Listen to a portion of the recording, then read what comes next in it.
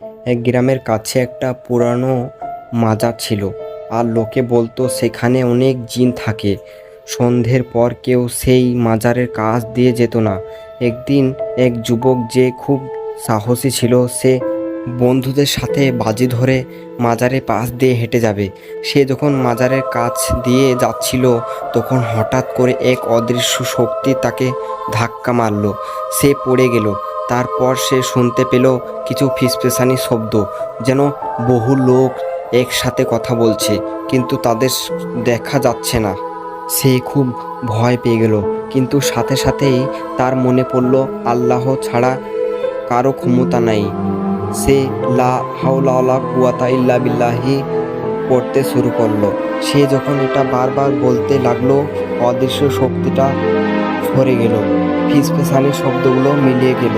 সে অক্ষত অবস্থায় ফিরে এলো। সেদিন থেকে সে বুঝতে পারল জিনটা আল্লাহর নাম শুনলে দুর্বল হয়ে যায়।